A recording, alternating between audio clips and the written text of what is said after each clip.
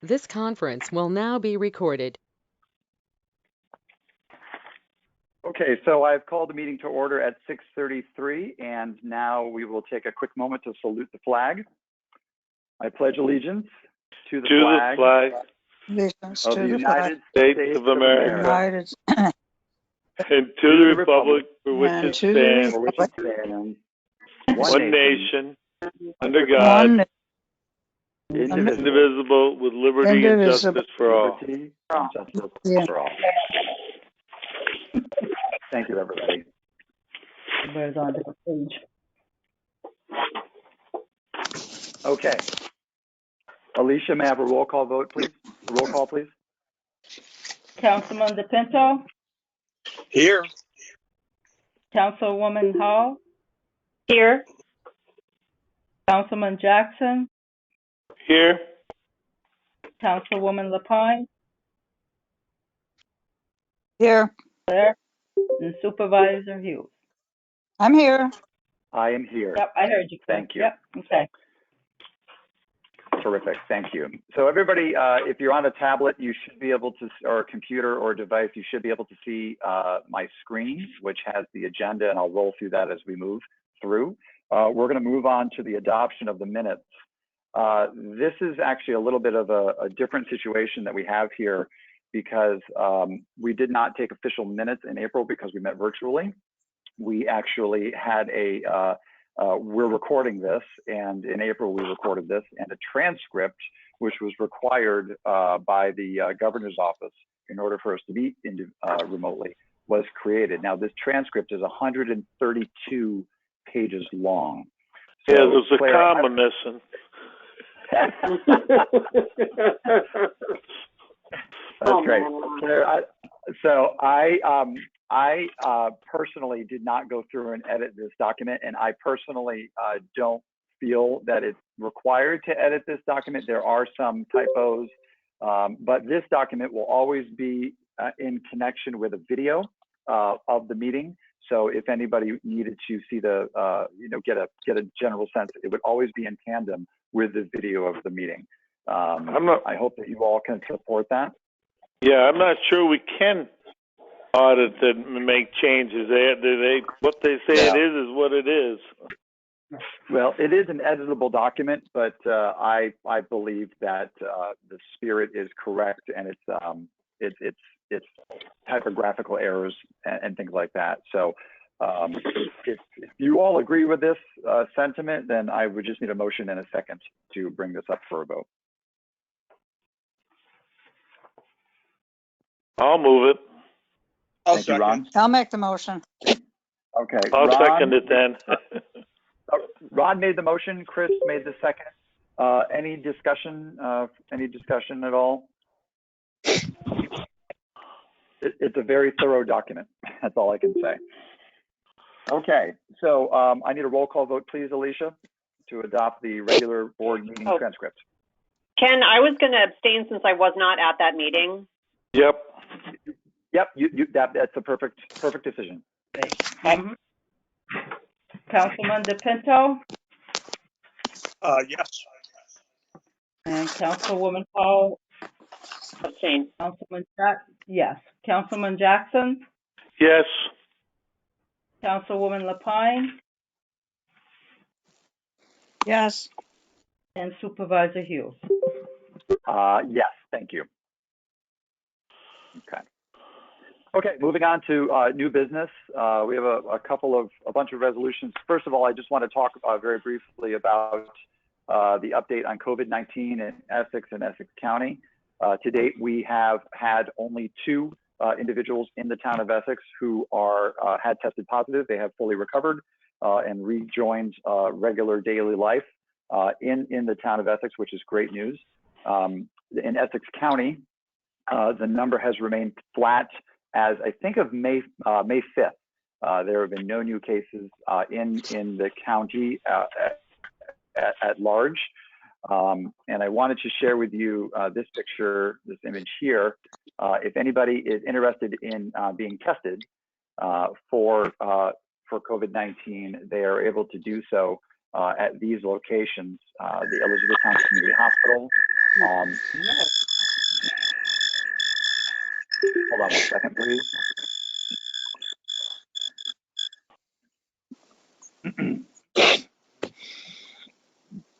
Give me a moment, please. Okay, good, thank you. The Elizabethtown Community Hospital, E-Town, and Ticonderoga campuses are all able to perform testing by appointment only. And you can also go to the Adirondack Medical Center in Saranac Lake, as well as the Keene Health Center. And there is a mobile testing clinic that will be traveling around the county to provide testing as well. There's no charge for any of these tests. Your insurance card may be your insurance information may be collected. If you do go get a test, but it is not required for, but you will not be charged. You will not be charged. Hold on 1 second, please.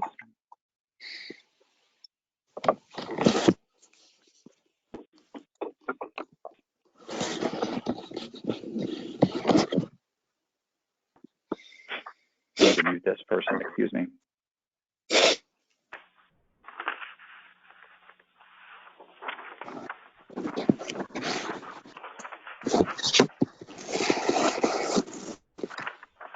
I apologize.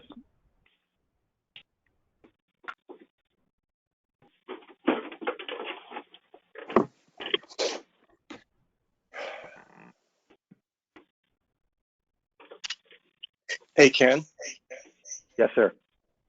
This is just a random tech thought. I just know from doing all the Zoom with yoga lately. I know I think we have 16 people in this group, which is fantastic. But if there's going to be an extended period of time where you're talking only, for example, if people can mute their device, that would help a lot. But there's a ton of background noise that's kind of distracting. Yeah, so. it's only coming from one person, and I just need to isolate that person and mute them. Give me 1 moment, please.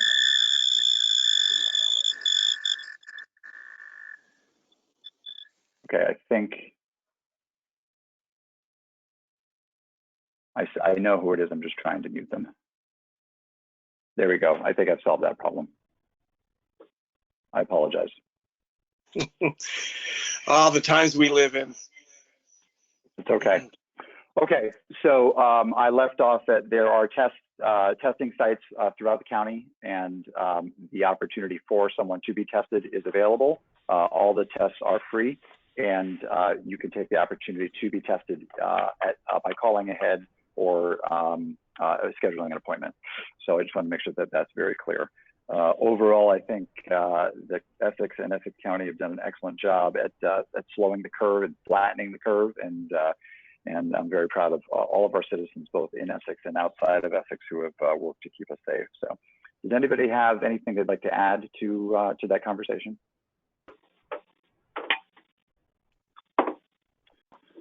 Okay, then I will move on to our resolutions. Resolution number 50 is a modification of the town hall cleaner compensation.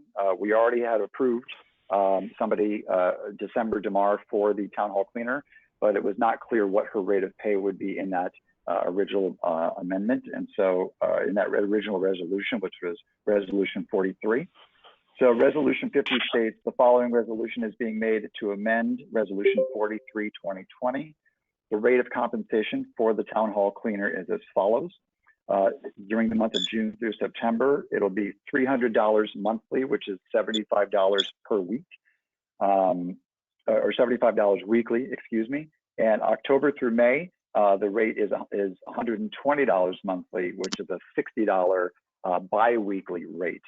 And the reason why it's $75 in the June and September months is because we add an additional $15. It's $60 to clean town hall, plus $15 to clean the external restroom.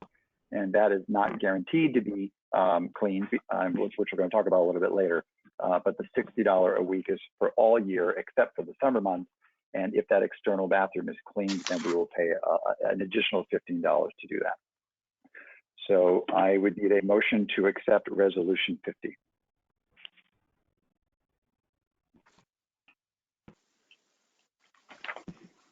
I motion I'll move to. it. Okay, Claire moves and Chris seconds. Yes. Is there Any discussion? Concerns? Questions? Being none, roll call, please. Councilman DePinto, Yes. Councilwoman Hall, Yes. Councilman Jackson, Yes. Councilwoman Lapine, Yes. Yes. and Supervisor Hughes. Yes. And it should be noted that in 2019, we paid $2,340 for town hall cleaning. And in 2020, with these numbers, that number will be reduced to $2,040. That is what we plan on spending for town hall cleaning. So I just want to make sure that that was clear as well. Moving on to resolution number 51, a clarification of dog control officer compensation. The following resolution is being made to clarify the rate of compensation for the position of dog control officer. Compensation will be coded to line item 35104.01, found in the Town of Essex 2020 final budget. The dog control officer will receive $65 per call plus mileage, and compensation will be based on the submission of a dog seizure and disposition report and an appropriately completed and submitted voucher. And I need a motion and a second for this resolution, please.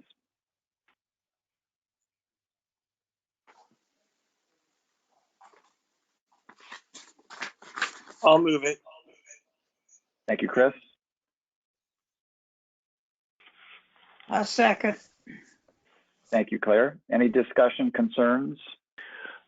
Just one small thing, and I don't know if it's important or isn't important, but I was just thinking that if you go 3 months without a call, the person's not making anything. Should there be a $20 a month base fee that they get paid whether there's a call or not, just since they're taking that they are holding the position?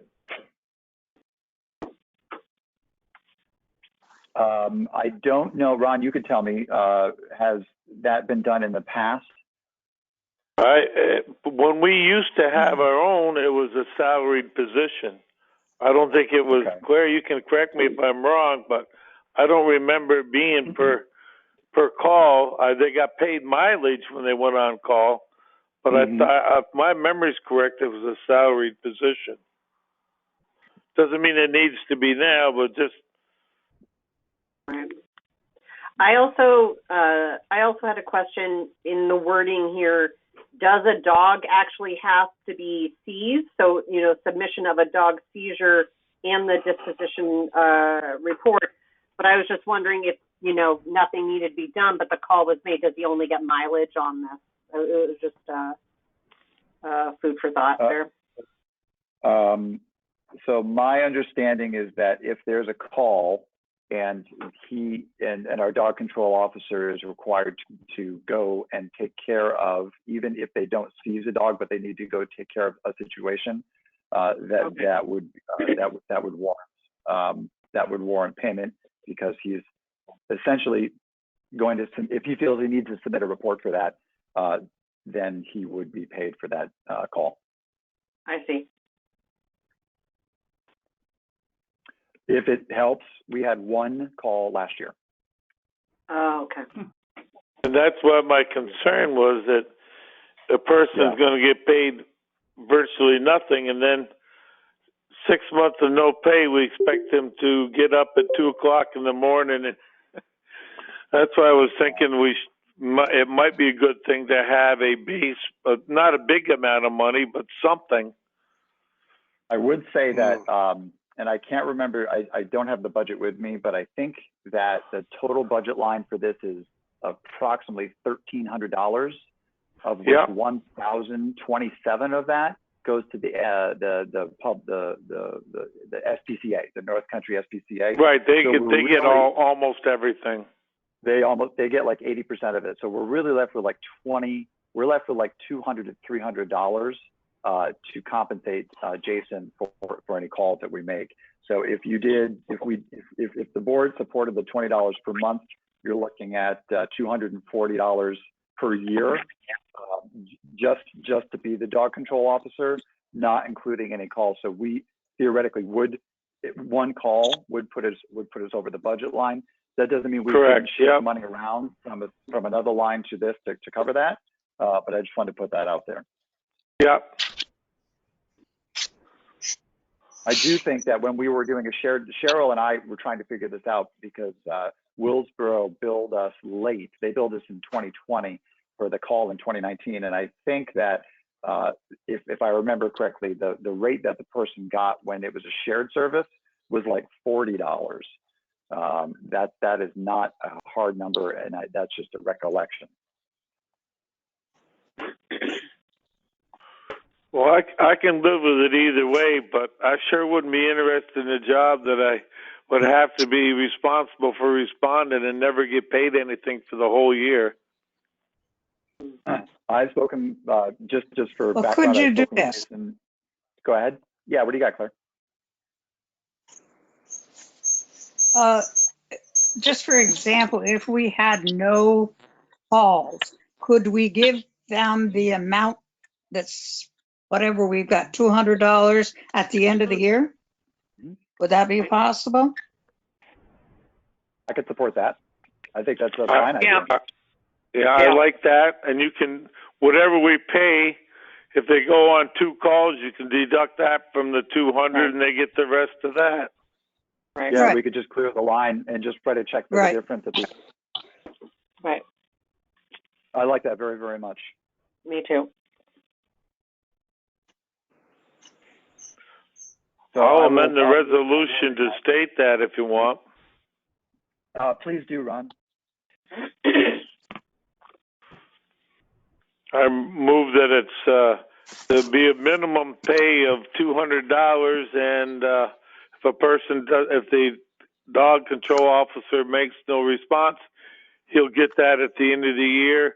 And if he has 1, 2, or 3 calls, then he'll get the difference from what he got paid, that and the mileage for the year. So he'll get a little bit something. So at least there's a minimum amount. There'll be something till the person will get paid. So I'm just going to paraphrase that, Ron, and say that the difference at the end of the year, the difference will be paid to the dog control officer out of the line item for that year. Okay. So I have Ron. We've got some feedback on you, buddy. I have Ron making the motion to amend the resolution. I need a second for the amendment. I can second that. Thank you very much, Aaron. Any discussion on the amendment that Ron has proposed? Seeing none, all in favor? Aye. I'm sorry. I apologize. Aye. Seeing none, roll call vote. I apologize. This is on the amendment or on the whole resolution? No, this is on the amendment. I need a roll call vote on the amendment, Alicia. Okay. Councilman DePinto, Yes. Councilwoman Hall, Yes. Councilman Jackson, Yes. Councilwoman Lapine, Yes. and Supervisor Hughes. Yes. So the motion to amend the resolution has passed, and now I need a motion to. I need a roll call vote on resolution 51, please. Councilman DePinto, Yes. Councilwoman Hall, Yes. Councilman Jackson, Yes. Councilwoman Lapine, Yes. and Supervisor Hughes. Yes. Thank you very much. Claire, terrific idea. Thank you very much for bringing that forward. And Ron, thank you very much. Excellent. Okay, moving on to resolution 52, hiring David Bender as a transfer station substitute. Spelling mistake at the top there. The following resolution is being made to appoint David Bender of Elizabethtown, New York as a transfer station substitute. I would need a motion and a second, please. I thought somebody said he didn't want to do that. He did not want to do it full time. He did not want to be the guy that's there every day or all 3 days. He only wanted to be an on-call sub. Oh, okay. Resolution 53, the next resolution deals with what you just spoke about, hiring an official person to be there 3 days a week. All right, so he wants to be the sub. He wants to be a sub. Yes, he tried it out for a day and a half, 2 days. You saw that in the bill in the bill pay. He realized that he did not want to have that type of responsibility, and so he's happy to be a substitute if we need him on call. Okay, all right, that's fine. Thank you. Yeah, thank you. Claire, would you like to make the motion? Sure. Great, thank you, Claire. And do I have a second? I'll second. Thank you, Chris. Lisa, can I have a roll call vote, please? Councilman DePinto,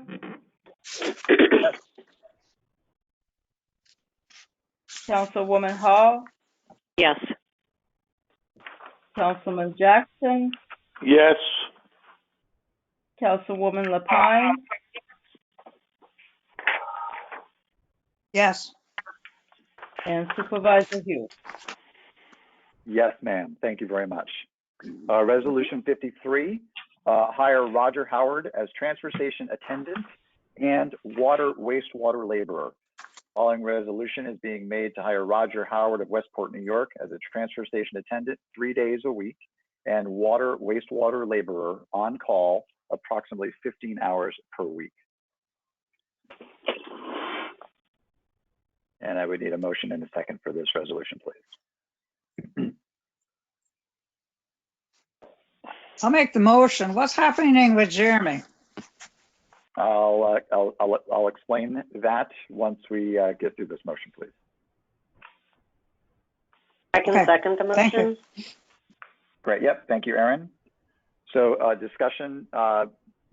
Jeremy, who is our currently one of our three, one of the individuals who's there 3 days a week, he is still out on medical leave. So basically, we're going to have who?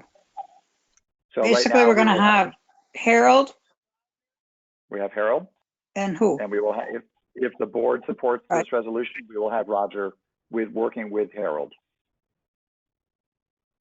Okay. And if Harold requires a third person, right now, because we're only doing trash, the work is not incredibly laborious as it would be if we were doing trash and recycling. So Harold is making the decision on a day-by-day basis about whether he needs two people there. If he does, he'll have Roger there if the board supports it. And if he needs a third person, we have a few substitutes. We have Milt. We now have Mr. Bender to call on if they need a third person. Jeremy will return when he is medically able to do so. Okay, thank you.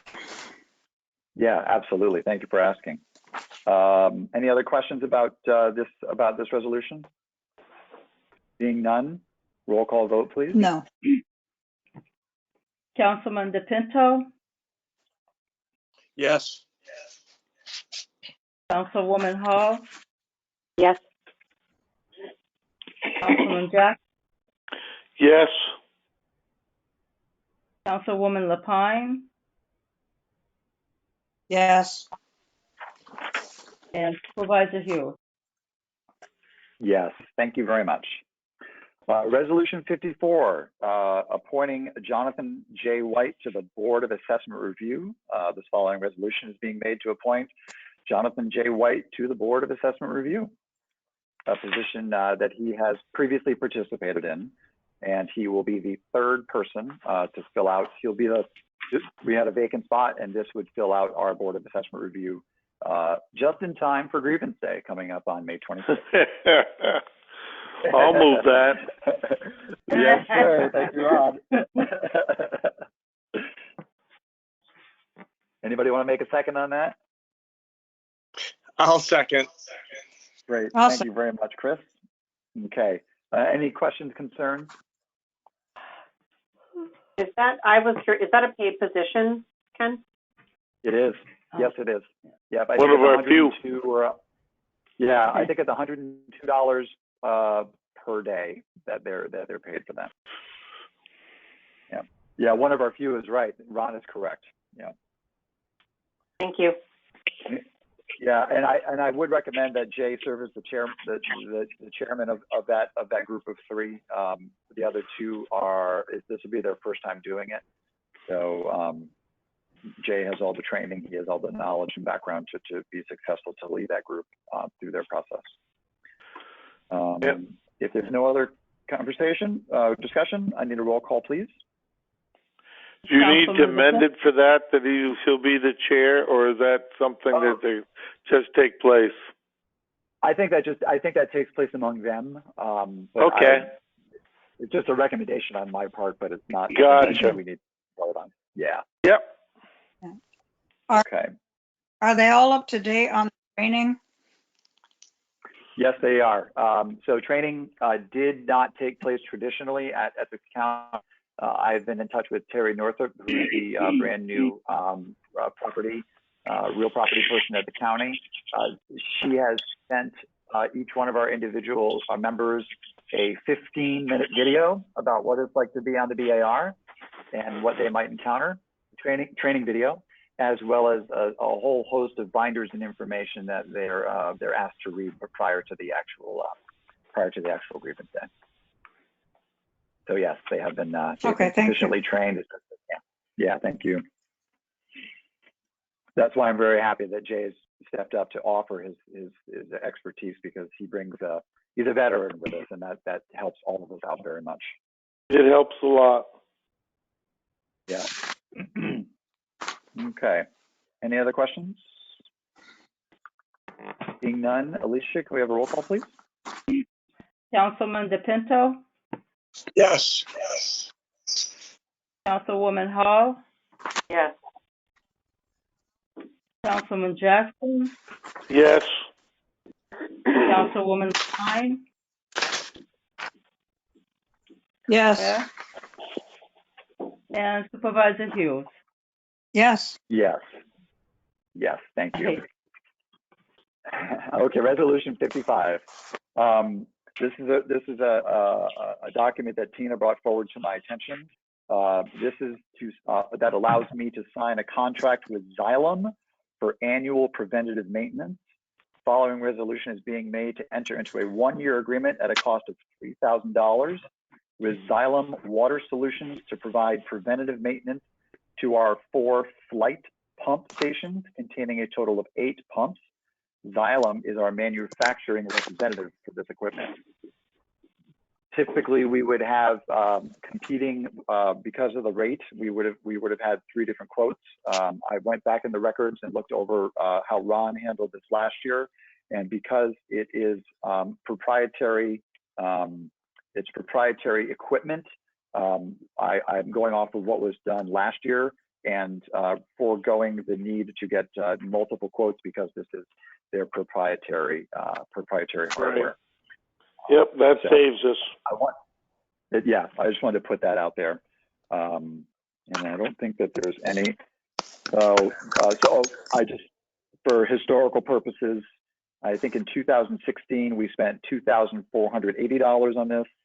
And in 2019, we spent $3,675.66 on this. So we are right in the ballpark of what we would be. Yeah, that included parts in the contracts. If you read it, it's parts are extra anyway, so it could be more than the 3,000. That's kind of the minimum. Yes, you're right. Any parts requiring replacement will be charged accordingly. So. all right. But we're getting genuine parts for our I'm looking at the second and third pages here with the invoice. Yes. And the one invoice says 2,480. So It that, does is say that what sewer we paid preventative last year? No, this was a voucher from 2016, if you look in the upper right-hand corner. But in your defense, this does talk about sewer preventative maintenance, and this is for, well, if it's water solutions, it's possible that it is also for sewer as well. So yeah, the I mean, first I just voucher is don't know. 2016. Sorry, Claire, go ahead. All right, so we're not going to worry about that one. The second one is from last year, correct? Yes, it says the invoice date is November 5th of 2019. Okay, so basically those two, I'm assuming, have already been paid, I provided this just for historical purposes. and we're, okay, fine. So we're paying just Yeah, just 3,000. Oh yeah, the last two pages. If I have a motion, if I have a resolution, and I can provide some historical data to help educate you as a board member about what we're doing, why we're spending the money, I like to try and provide that just to provide some empowerment and education. And so those last two invoices were just purely FYI on what we had done historically. Okay, I was just curious if we had to pay those two also. All right, no problem. Only for the $3,000. Okay, Claire, would you like to make the motion for this resolution? I will. Great, thank you, Claire. And do I have a second, please? I can second. Awesome, thank you, Erin. Any other conversation concerns? Seeing none, roll call vote. Councilman DePinto, Yes. Councilwoman Hall, Yes. Councilman Jackson, Yes. Councilwoman Lapine, Yes, and Supervisor Hughes. Yes, thank you. Okay, moving on. That completes the resolutions. Moving on to Water District number 1 project update. There's been a lot of action going on in the past couple of days, and certainly within this past month, but definitely within the past week or 2 weeks related to the Water District. So first of all, the State Emergency Management Office, we have petitioned them to provide us with a water treatment trailer, a temporary trailer that is, I'm assuming it's kind of like a tractor trailer, that has all the water filtration systems that we need inside of that trailer. And if the State Emergency Management Office is able to give us this trailer for the time that we're under construction, that means we don't have to build one ourselves, which means we are going to save a lot of money and a lot of time. And so I wanted to let you know that I am working directly with the State Emergency Management Office right now to do what we can to secure that treatment trailer. So if you pray, please pray for this treatment trailer, because it's going to save us a lot of time and a lot of money. The second thing is NBRC, which is Northern Borders Regional Commission. I think you're all aware that we are applying for a $500,000, I'll make it sound better, a $500,000 grant to help offset the cost of the water treatment plant upgrade project. We are in full swing on this one right now. Office of Community Resources, Anna Reynolds and Rob Wick actually, and Hannah Jakes and Jessica Delorier are the 4 individuals that have really stepped up at the county to help us out to prepare for this grant application, which is due June 1st. We have received letters of support from Congresswoman Stefanik. We have received letters of support from Senator Betty Little, from Assemblyman Dan Steck, from North Country Chamber of Commerce CEO and President Gary Douglas. I have letters in written letters to Governor Cuomo's office, to Senator Schumer's office, Senator Gillibrand's office. I'm waiting to hear back from them. I also have probably a dozen or so letters from local businesses in the hamlet who are part of the water Water District, I've received probably 2, almost maybe 3 dozen letters from individual residents who are also in the hamlet and in the Water District supporting our application request. So this grant is due June 1st. I'll be going out to the Office of Community Resources on Monday to sign some documents that they need signed, and we are on our way. So if there's any new news related to this, I will post it on social media and on our website as well, and I'll communicate with the public as we know more.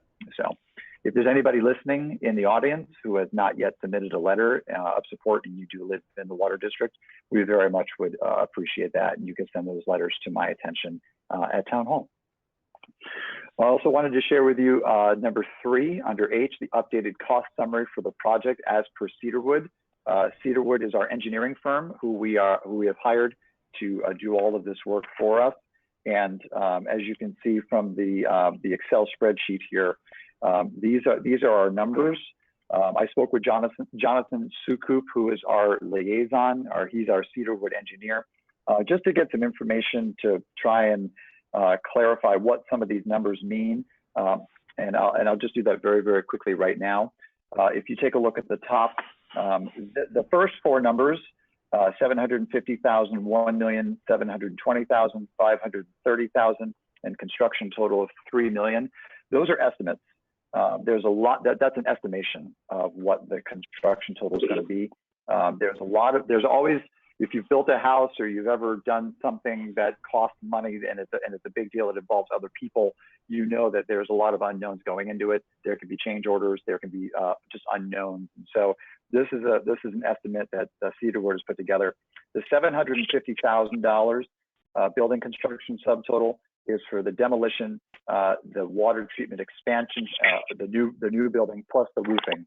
So that's what that number represents right there. The contingency is if there are change orders, the $530,000, which is a high number for a contingency. But if there are change orders, if we do run into some unforeseen problems that no matter what we thought about, what we did, the contractors come back to us and say, hey, we've got to do this. We have a contingency of that number right now, just in case. The numbers underneath represent previous costs that the town has already incurred and most likely already paid. As you can see, almost every single one says previous. So those numbers are there. The numbers in green on the right-hand side outside of the box, the $25,000 and the $38,000, those are new numbers that Jonathan is guessing that we will, estimating, I shouldn't say guessing, but estimating that we potentially will have to spend for these services. For example, Orrick, Harrington, and Sutcliffe, that is our bond counsel. You're going to hear more about that in a few moments. And Andrews O'Holland, who's been doing a lot of our planning for us. These are numbers that represent additional monies that we may have to spend for their services. But everything in this group with either green or red numbers or the zeros represents previous professional services. At the bottom of this list, Cedarwood Engineering Services, this bottom group, phase 1, phase 2, pilot study, phase 3, etc., with the complete project total. This is Cedarwood's estimation for their services. So I just wanted to put this out there just so we're as transparent as we possibly can be. I have no problem posting this information on our website so that people can see what we're dealing with. And while I'm speaking about that, I want to just draw your attention to my screen for a moment. If you are listening by phone, our new website, EssexNewYork.com, has in the very center, under general info, I've created just today a water treatment plant upgrade project website, a web page, excuse me. And so this is where everything dealing with the water treatment plant upgrade project is going to be posted. Meeting dates, documents, PDFs, anything that the board is approving or signing or agreeing into is going to be posted. A copy of it will be posted right here so that there's clear and open transparency with the community about this project. So that's it, EssexNewYork.com, and in the center, you can click on the water treatment plant upgrade project link. So are there any questions about the cost summary. Again, this is a summary, and this is Cedarwood's projection.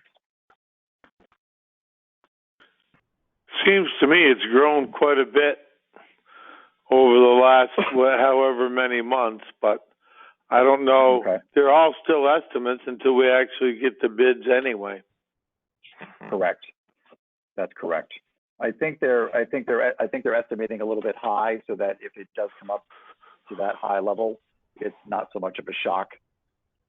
And so we hope that we can get good estimates for good bids, and we hope that we can get that Northern Borders grant, because you could take $500,000 right off of this. We hope we can get that trailer, so you could take hopefully approximately, I'm guessing, at least $100,000 to $250,000 off of this list. That would be lovely. So the list is what it is. I just wanted to make sure that it was shared with all of you and brought up in public. Oh, any comments? Thank you, Ron, for yours. Yeah, no, it's just scary. Yeah. The one positive perhaps is that the delta and the contingency are about the same, because I have no idea where we'll come up with the delta if it gets to that high a number, because I don't know of any grants coming down unless we're fortunate on the Northern Borders. But if we don't get that, that's another $1 million in loan, basically, with the Northern Borders and the Delta that we're going to have to pay for. Yep. But we don't have options. In education, we call this an unfunded mandate. So, so we're gonna, again, if you pray, please pray for good numbers and strong bids that are friendly to our community. So I'm optimistic. I am optimistic that we're gonna make this and do it well, because we have to.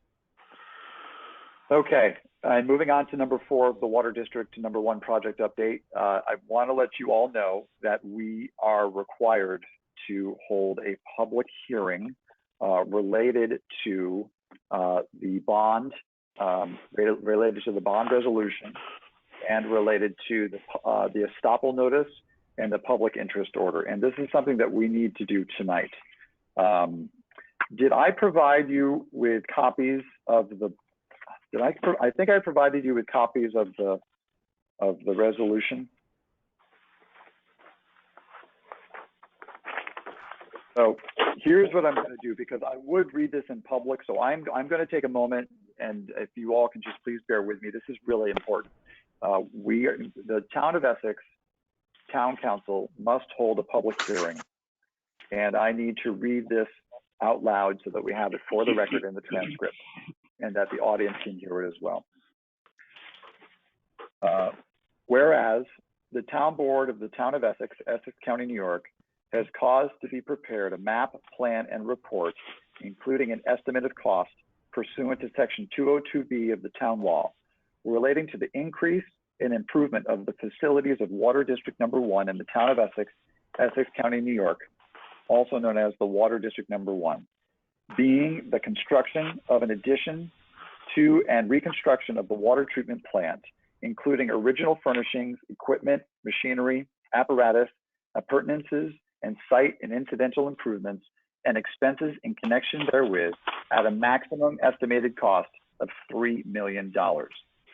And whereas said capital project has been determined to be a Type 1 action pursuant to the regulations of the New York State Department of Environmental Conservation, promulgated pursuant to the State Environmental Quality Review Act, SECRA, and the implementation of which, as proposed, the Town Board has determined will not result in any significant environmental impact, and the documentation relating to SECRA, including a full environmental assessment form, is available in the office of the Town Clerk for inspection during normal hours. And whereas it is now desired to call a public hearing on the question of the increase and improvement of the facilities of said Water District Number 1 in the matter described above, and to hear all persons interested in the subject thereof concerning the same in accordance with the provisions of 202B of the Town Law. Now, therefore, it is hereby ordered by the Town Board of the Town of Essex, Essex County, New York, as follows. Section 1, a public hearing will be held in the town hall on Main Street in town of Essex, New York, in said town. Now, I'm going to take a break here and say two things. The suggested date for this meeting, town board members, please get out your calendar, is May 28th. That is a Thursday evening.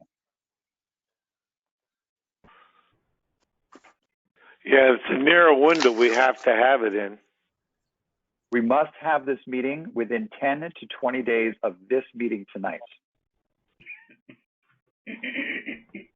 And so the recommendation of May 28th has been proposed. It works for me. What time? 6:30. Perfect. Ron, that works for you, 6:30. Chris, does that work for you, 6:30? Yep. Yes, it does. I'll put it in my calendar right now. Great. Claire, does that work for you, 6:30? It does. This is at town hall.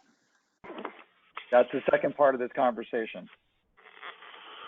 Aaron Hall, does that work for Okay. you? 6:30 on May 28th is fine for me. Okay, thank you. So this does state that we will hold that meeting at town hall. My concern is that we will not be able to do that. And so I'm again being overly cautious, and I'd like to recommend that we hold this public hearing remotely, or we hold it in a location that allows the public, because it is a public hearing, that would allow the public to attend and be socially distanced. If that is the desire of the board, then I would recommend that we use the Grange Hall on that evening at that time to set up a table for the board that would allow us to be 6 feet apart from one another and provides ample space for participants to sit in chairs that are, again, separated out.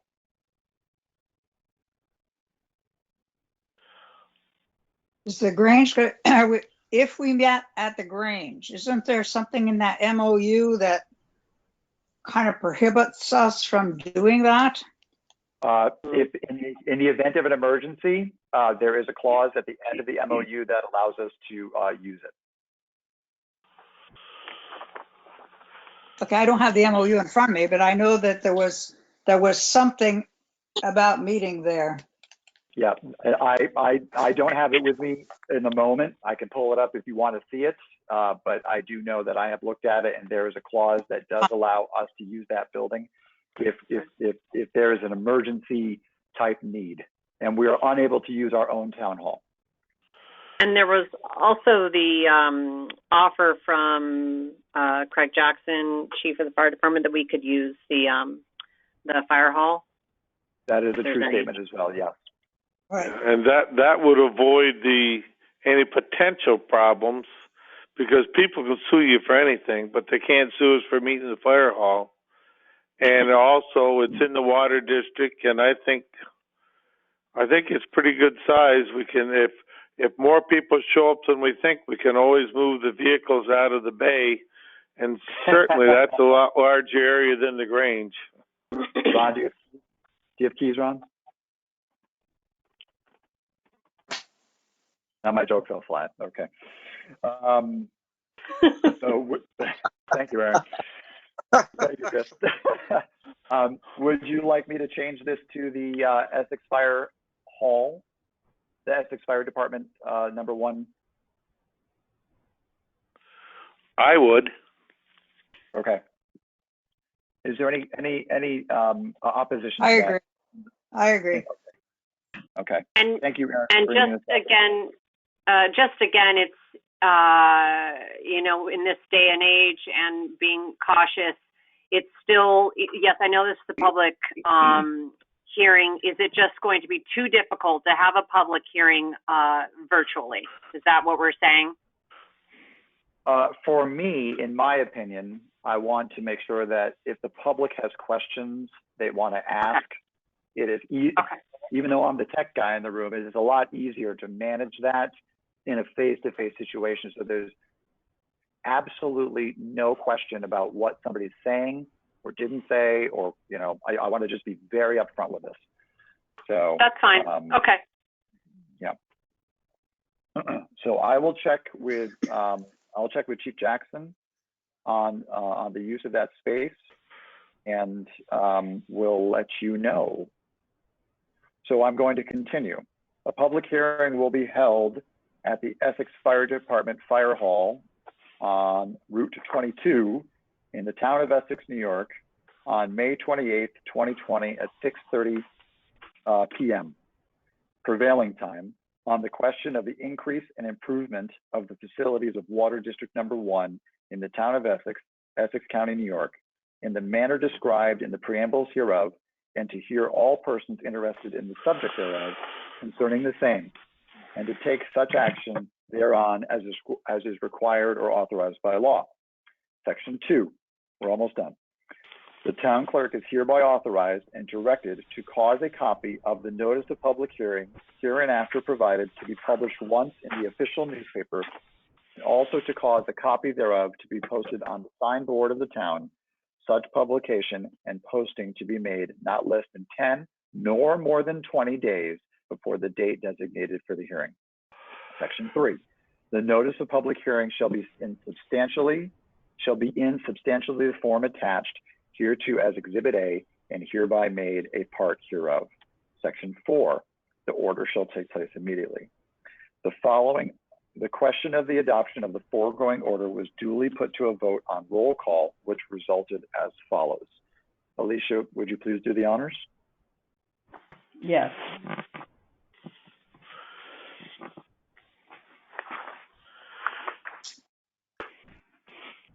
Do we have to have a motion in a second?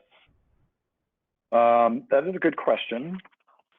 That's what I'm You wondering. certainly can't be wrong if we do. You are correct. I agree with you. I don't see a motion or a second here, but you are right. In order for an amendment, or in order for a resolution to be put to a vote, we must have Robert's rule says we must have a motion and a second. So I will add that to this document. So if I could have the motion, Ron, is that you? I'll be very happy to move it. Thank you. Thank you very much for bringing that up. May I have a second, please?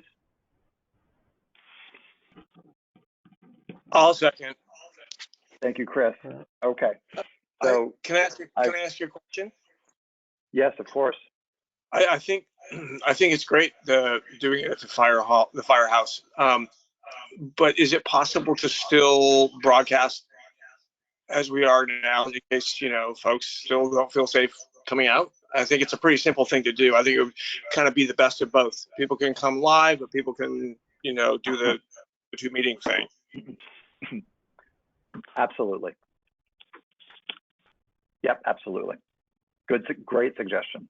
We want as many people involved as possible. If they don't feel safe coming out, we want them to be able to at least hear the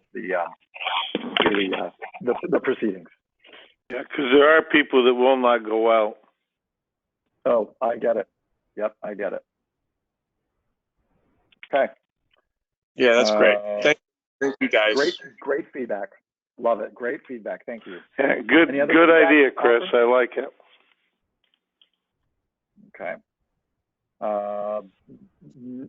If there's no more discussion or conversation Is about this confined? What's that? I have a question. Yes, ma'am. I have a question. Is this confined to members of the water district only, or is this for the entire town? This is a public hearing. The reason I'm understanding is that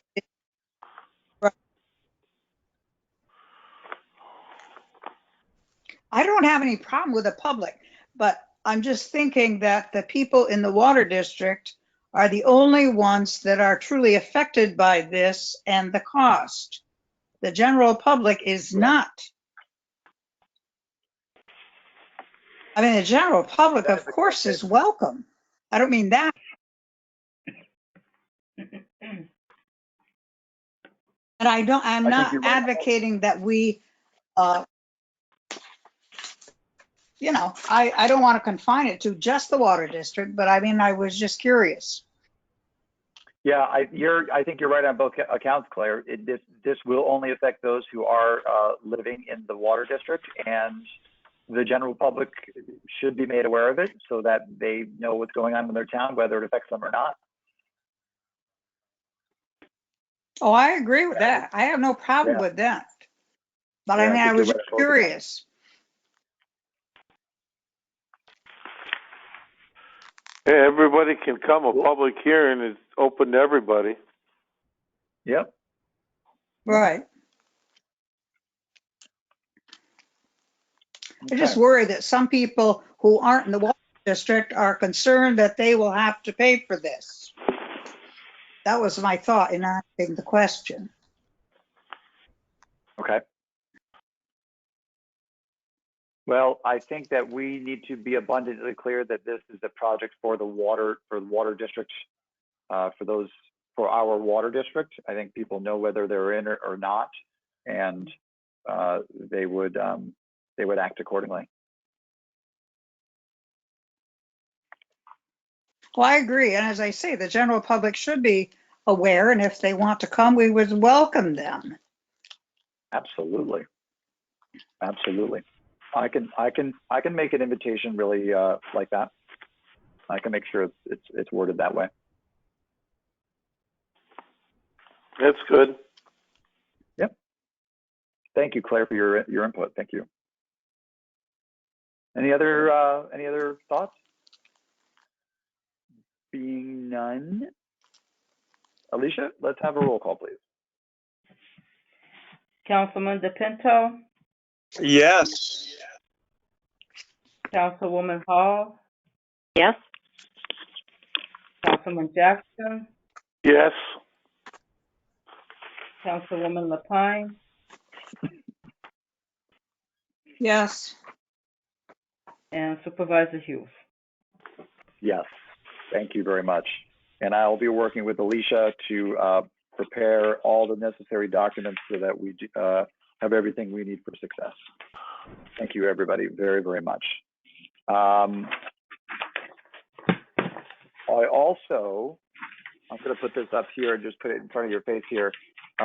This document right here is a timeline for water treatment plant bidding and awarding. This is a document I believe I put up online today. I don't recall. I think I did. But it basically outlines our what we're doing over the next couple of months between May and August. And Ron, this document, as you may have seen, just basically outlines the conversation that we had yesterday with the individuals from community services and community resources, excuse me. And right, they have same exact dates. Yep. That's exactly right. Same exact date. That's exactly right. So I'll make sure that this is put up on the website for the public. And if the town board doesn't have it, but I think you do, I'll make sure that that is clear as well. Okay. Moving on. Very quickly, want to let all of you know we've been talking briefly about a new Town of Essex website, and I have great news. It has been created and built, and I hope that you all have the opportunity to check it out. It was a lot of work getting everything migrated over from the old website to the new website. I would like to give a very, very special thank you to Maureen DeLauder, who is the webmaster, webmistress, if you will, for the previous website. She put a lot of energy and time. She was always at the ready to answer any questions or solve any problems. And I just want to say, Maureen, I think you're on the call. Thank you so very much for all that you've done to bring your talents to the website and to help me bring this into this new site here. So, as you can see, all of our departments are listed. You can also see that all of our agendas and minutes are posted, both for the town board, the planning board, the BAR, the ZBA, as well as our committees. Access to our calendar when things are happening, access to the current budget. We also have all of our departments listed as well. So, for example, we have a new dog control officer, and we are adding information to make it very simple. My goal as the designer of the site is you should be able to access anything you want in 3 clicks. So I want you to be able to get to whatever you want in 3 clicks. So if you find it's more difficult to get to something in 3 clicks than you wanted to, please let me know, and I'll be happy to speak with you about that and find out how we can make it easier. So the new website is up and running, and I hope you like it. Okay, moving on. There is a picket fence on the south side of the town hall green. It is rotten. It is, it's actually, parts of it have fallen away. The picket fence used to run along the entire boundary, going from Station Road down along the shrubbery to the far corner, to the southwest corner, and then it came back down toward the driveway. And that far western wall fence has been gone for many, many years. And now the fence that it remains, which is on the south side of the property there, is rotting away and is a bit unsightly. And I wanted to get the permission of the board to have Bradley remove that fence. No problem. It was built because the person who had the property south insisted that the town put it up all on town property with several feet the other side of it so they could maintain it. So that does not show exactly what our property line is. So I think it's a good thing that the residual will disappear.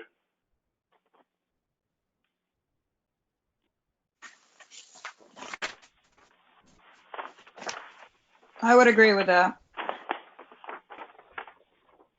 Okay. Chris, Aaron, any comments, thoughts that you'd like to share, or what? I think it sounds great to make it go away, especially if it's built not built on the proper property lines. Well, it definitely is inside of our property line. It just is become very unsightly, and it's got moss growing on it, and I'm recommending it come down so that we actually will have a nice natural green border of shrubs that will outline our property boundary. It seems straightforward to me. Sounds good. Yes, ma'am. Okay, thank you all for your input on that. Okay, moving on. Also wanted to talk briefly about, this is a new item that that came up just yesterday, actually, and that's why it's in italics here. Second quarter water payments. We did not assess a late fee for anybody who did not pay their water bill or water sewer bill at the end of March, early April. And I would like the board to consider and support that we do not assess a late fee for the second quarter, which will come due in end of June. No problem with that. I agree. I think it sounds great. Okay. I would agree with that Aaron? too. Great. Okay. Thank you very much for that. Aaron, are you supportive of this? Yes, I am. Okay, great. Thank you very, very much. Okay, moving on. There's a lot here, but there's actually not much to say, which is good. The LED streetlight conversion, I have sent into New York State, NYSEG, Electric and Gas,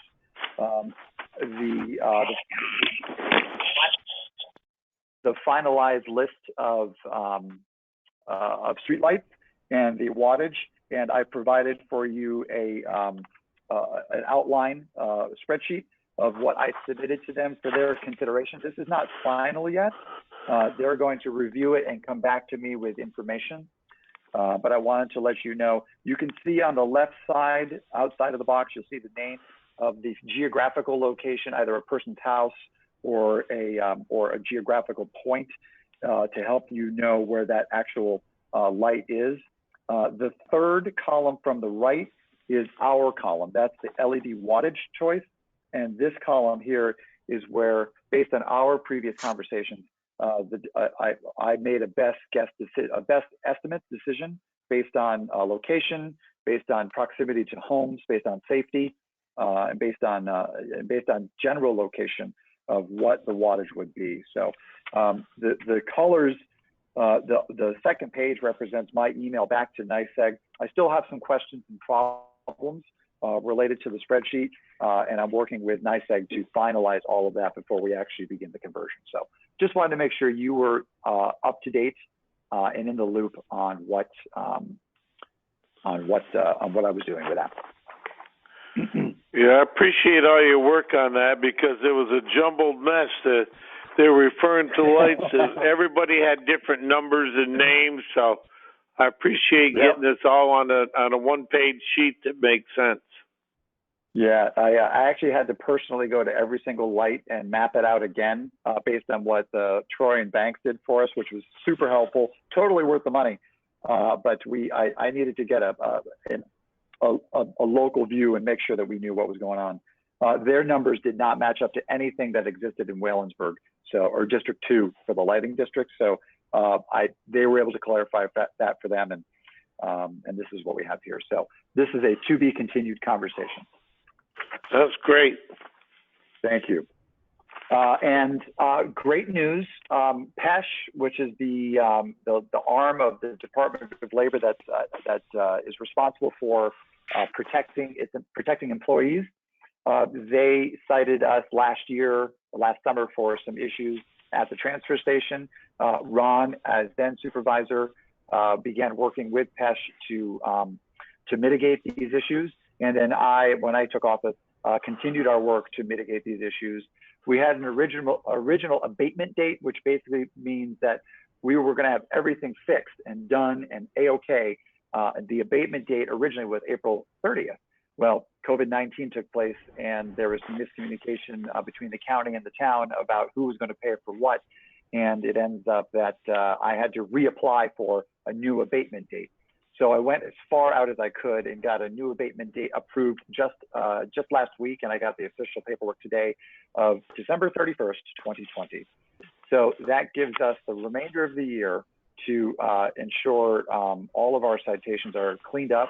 The biggest issue is that we need to hire a fencing company to replace and install a new fence along the perimeter of the transfer station, from around the chute area all the way down behind the recycling, all the way to the trailer. So I don't suspect that is going to be a bank breaker, but I do need to get quotes for hiring a fence company to put in fencing up there. So that will be coming to you in the next month or two, depending on my ability to get to it and depending on a fencing company's ability to put a quote together. So just wanted to put that out there. Any questions about PESH or the fence? Okay, terrific. So number 7, there's a lot here, but we're really only going to focus in conversation for just a few moments on letter A. So back in January, on January 8th, 2015, Kevin Rowland, who is an auditor with the Office of the State Comptroller, met with the town of Essex, performed an audit, and provided the town with a 2-page list of things, of issues that Mr. Rowland had and issues that needed to be dealt with respect to our audit. Several of those items were related to policies and agreements. So for example, Mr. Rowland stated that we did not have a written agreement between the transfers for the transfer station, or written agreement between the two towns needed to be done. And that back in 2015, the last one that they had on file was from 1997. And to my knowledge, I don't believe we have upped our agreement with the town of Willsboro for the transfer station since 2015. I can't find any. No, I don't think we have since the original 97. Okay. No, I have something from 2015. Okay. I do have that. Yep, I do have that document.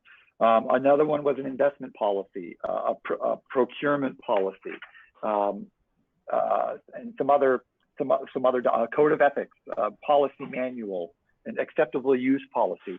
So I had the opportunity this past month to meet with the Town of Essex Policy Committee. We had a rousing meeting. It's just me, and we sat down, and I actually worked with Angel Forbes, who's our town clerk, and we went through every policy that we could find, which we found in a red policy manual. Some of the policies were missing, and we've digitized every single policy that we have. So if you take a look in letter B on this, over the course of the next 5 or 6 months, I would like to see the town update its policies. And I want to do it in a slow, methodical way that doesn't overwhelm any of you, and allows for the town board to have essentially 2 meetings to discuss and essentially adopt. So as you can see in B1, the procurement policy would be brought to you in June and hopefully adopted in July, which gives you a full month to read it, edit it, mark it up, make comments back to me, modifications. Job descriptions, again, June and July. So we'll do 2 each month. The investment policy, July and August.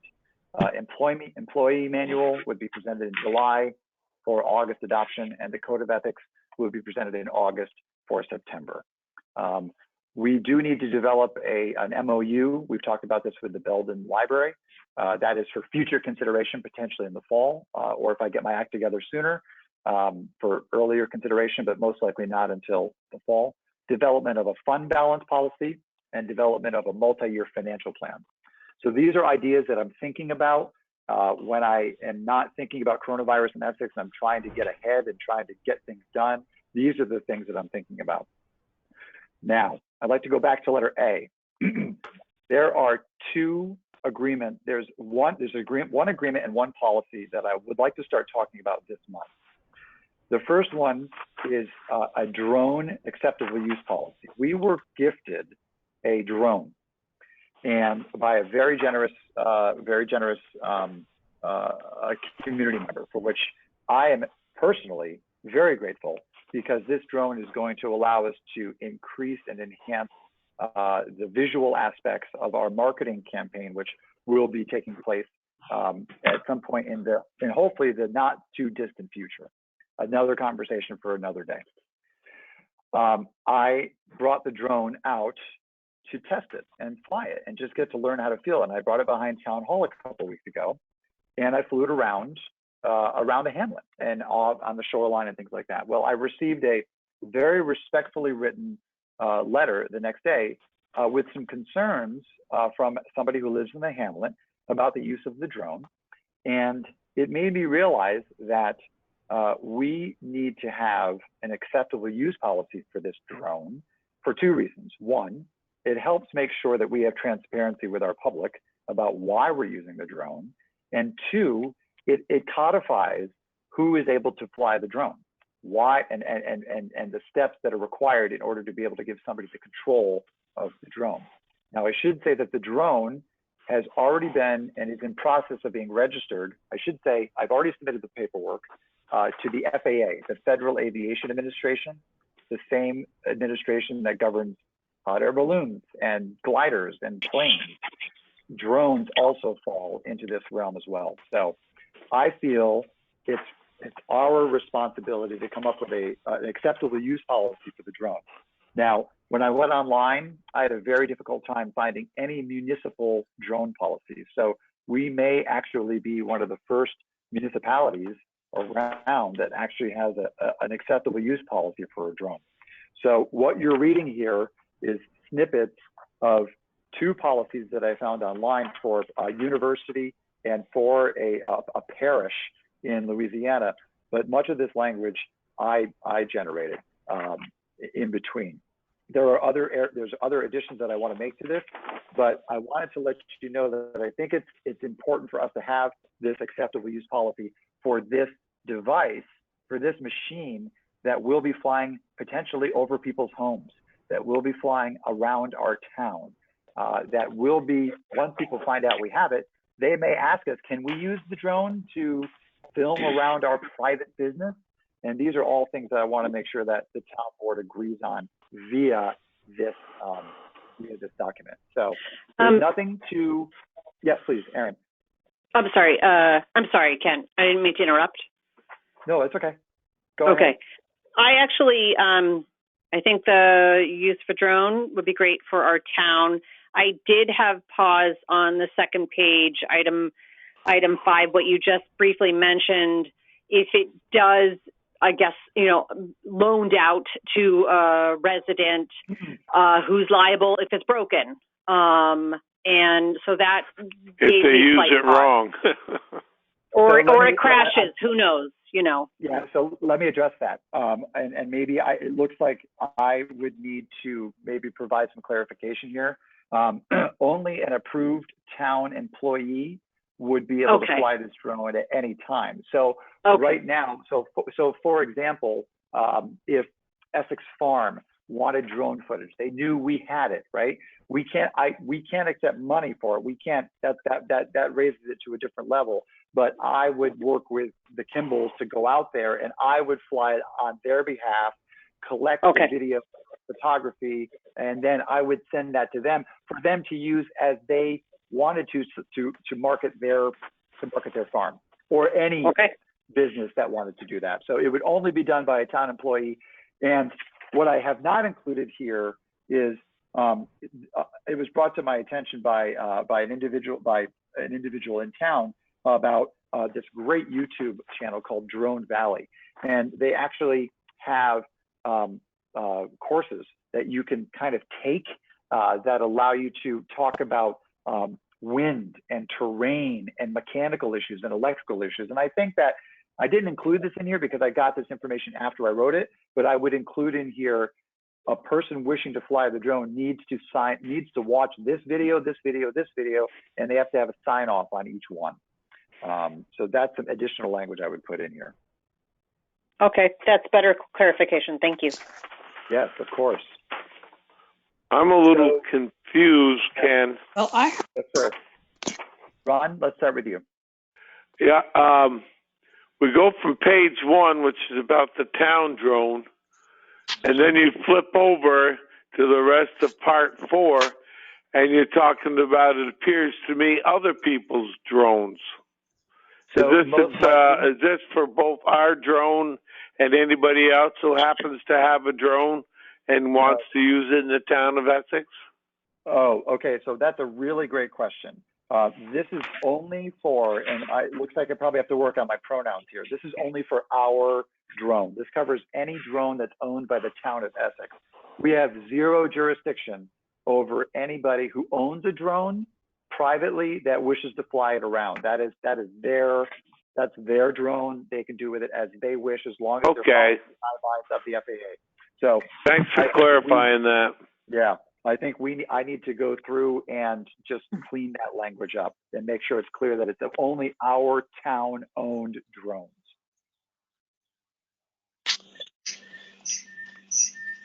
Claire, did you have a comment?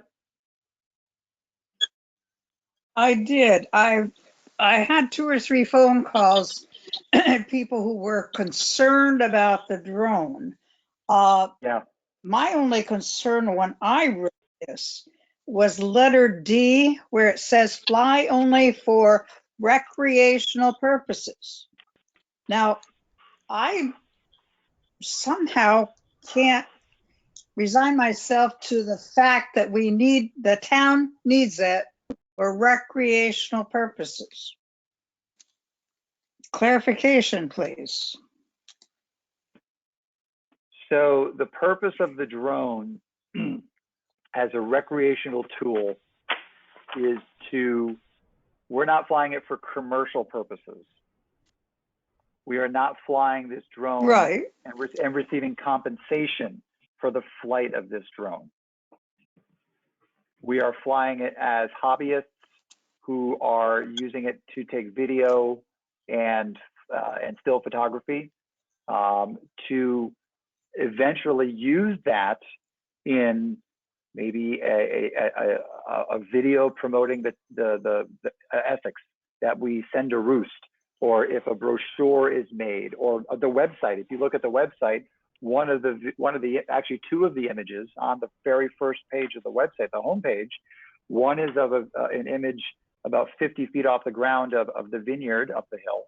And the second is an image that is taken just behind the steeple of the community church. So the community church didn't pay the town for that. And certainly the owners of the vineyard did not pay the town for that image. So we are essentially flying for recreational purposes in that we are not receiving compensation for any flights that we take, either for the town or for private purposes on behalf of somebody privately, like I mentioned the Essex Farm example earlier. I'm going to have to think about that because, I mean, I don't know. To me, recreational purposes would be, I just go out and fly around and do whatever. That I could see as an individual, but I don't know. Yeah, potentially the word recreational. Maybe non-commercial is a better terminology there. I'm literally just so I mean, you all if know, our main purpose. Claire first, please. Go ahead. Now, I need to clarify in my own mind exactly what our primary purpose for this drone is. Now, right now, I seem to feel it's for marketing purposes. Am I off base there? I don't think so. No, I think that's the safest place that we can focus our energy on right now is to use it to develop new ways of taking photography of the town and video of the town, and not of anybody's individual house, because that's not our interest. And if it is our interest, we certainly would seek permission prior to doing that. But our interest is to get broad images of the hamlet or of Waylandsburg or of Jersey Street or of Echo Farm or other places in our town where we previously have not been able to get footage of this 21st century caliber, if you will. I don't know. I'm just going to have to think about this. As everybody knows, I'm behind in technology, and I accept that fact. However, I have to do some more thinking about this drone because the person that called me, actually 2 people called me, and their major concern was invasion of privacy. Now, I don't know. I'm going to have to do some more thinking about this, but that one article really stood out when I read this. Yeah, so that's a good point. Basically where I'm coming from. No, I think that's a really, really good point, Claire. I had a comment. What we could do is also give postings as to between 1 and 2 on Saturday on Main Street in Essex, the drone will fly for 45 minutes. There could be, because I think that is a valid concern. People don't want a drone flying around their backyard, especially when they don't know. So I think some of it is the wording with this, Ken, that maybe just needs to be fine-tuned, or absolutely we can discuss more. But yeah, that's why I'm putting it over a two meeting conversation, because I want you. This is brand new to you guys. I just wrote it a week and a half ago. Out of when I got that email from that concern, I took it to heart. We've got to have an understanding about this. And so I basically put this draft together so that it did foster conversation tonight, as well as over the next couple of weeks, so that when we come back to it in June, Claire can feel better about it. She can have her questions answered. Aaron's points which are valid, can be cleaned up and refined. And so that when we do put this to a vote, we have a clear understanding of how we're going to behave and how we're going to interact with our community, which has valid concerns. They have not had a drone flying around here before, and so they have questions about what is it happening now. Yeah, right. I mean, yeah, absolutely. Well, no. So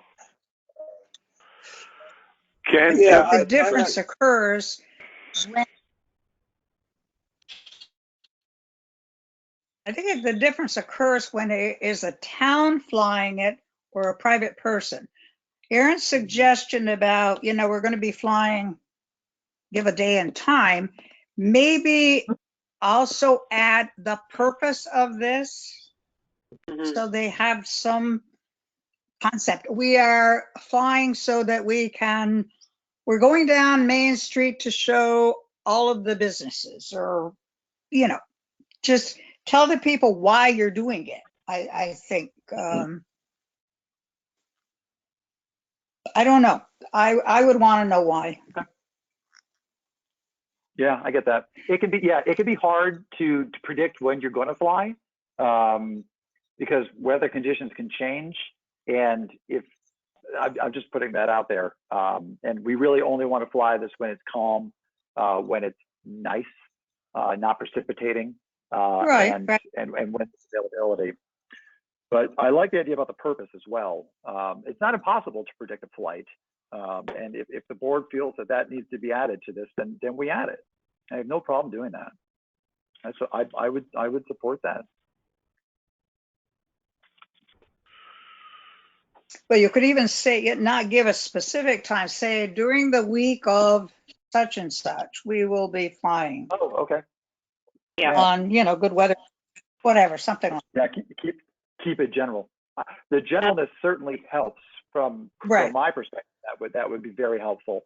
And then we would just make sure it was posted on our website, or the town, the bulletin board, or something like that, as we do our best to inform the public of anything that takes place at any time. So, okay. So Just one quick thought, Ken, on that Sure. D for recreational purposes.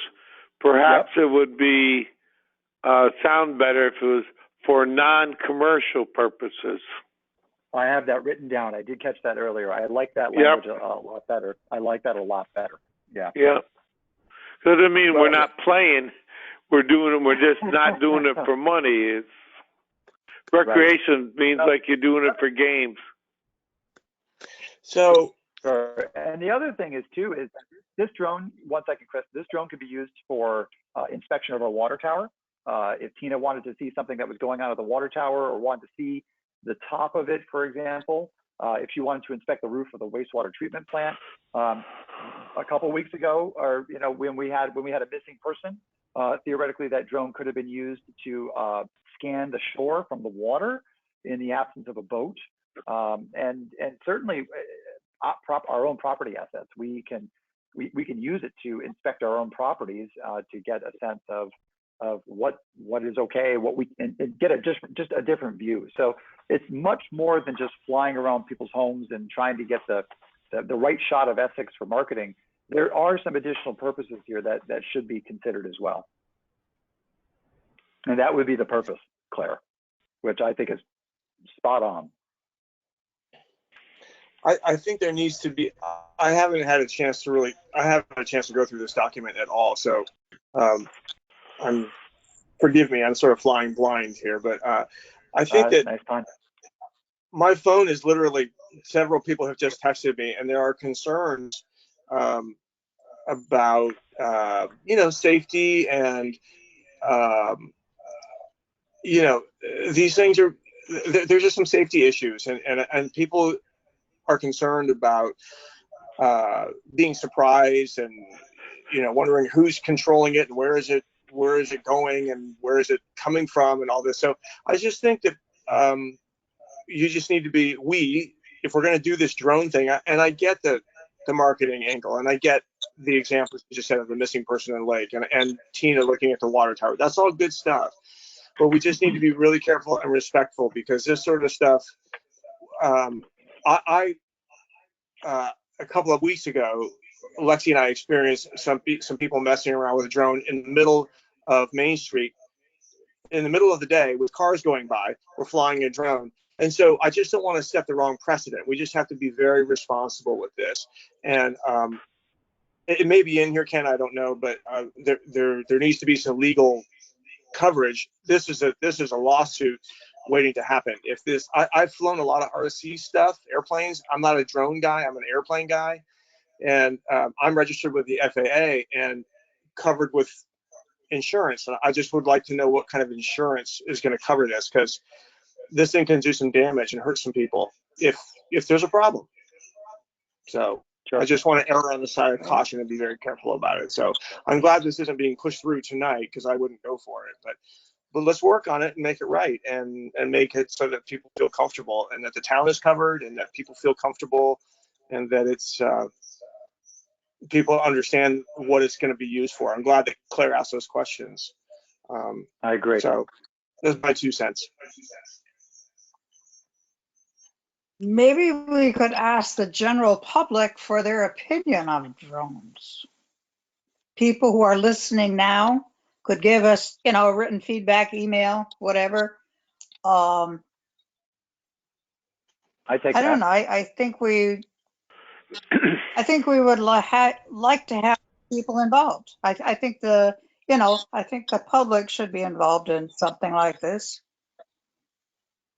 The thing I would like to add is what Ken started with.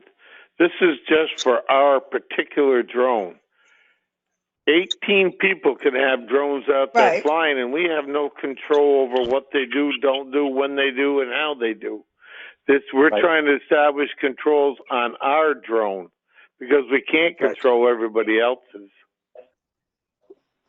Well, But we also set a precedence here. The people that and Craig Jackson was in on this. The people that were flying this drone on Main Street were members of the Essex EMS, and doing something that I thought was incredibly unsafe. And I get that this document is only pertaining to the town drone, but we need to just make sure that we're not setting a precedent. We need to be very careful and show people that we're being thorough about defining what this drone is for. And I agree with you, Ron, and I agree with Claire too. And I also, I like what Aaron said about, there should be some sort of notification. People get very edgy when they see some random, they hear a sound. Drones make noise. A lot of people don't know what it sounds like. Some of us do know what it sounds like. It's a buzzing sound, and if you don't know what it is, it can seem very creepy, and it can really frighten people. So I like the idea of letting via text or whatever it is, letting people know, hey, we're going to be flying the drone, weather permitting, between 1 and 3 p.m. in the downtown area, for example. And we have an alert system that we could use as well to alert people of that, in addition to the website and any kind of, just to give a heads up. We have that texting service and the email service that we could use for that as well. I think that's a good point. I think, as you're saying, Ken, it could push us forward, and if it can be helpful to Tina, or for going forward, or a water treatment plant, I mean, that could be fantastic for us. And also, thankful for the person who donated this as well, given the respect of the donation. But I understand the concern. But I think this discussion has been really good, and I think it's possible. Last thing we want to do is worry anyone with this. I think we need to get that across, Right. Yeah. Well, that's why I put this out for a draft. This is all really, really great. And I know I've talked to at least 2 other supervisors in Essex County who are interested in knowing what our result is, because they have drones and they would like to glean what we create. So yeah. So I've taken a whole bunch of notes on this document, and I would encourage you all to talk with constituents, get feedback from them as you talk to them and they reach out to you. Kind of organize your thoughts, and then if you want to meet, talk with me one-on-one, we can put edits to this document, and we can come up with a much stronger document for the June meeting. And nothing says we have to approve it in June, but if we're able to get this done and we can check that off the list and get it finished, we move on. So I will continue to work on this, and I'll share this out with the board as what my updates are, and we can keep continuing on this conversation. But all terrific points from all of you. Thank you. Thank you. Any final points to be made before I move on?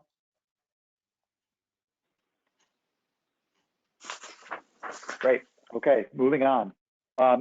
So this is the next, we have our transfer station intermunicipal agreement. And this is the language that currently is on file from we found the 2015, actually, I couldn't find the 2015 agreement. I actually had texted Sean Gilliland, the supervisor of Willsboro, and he was able to provide it for me. I was not able to find it in our records. So the only thing I changed was at the top where it says this agreement made the day of 2020. 2020 originally was 2015.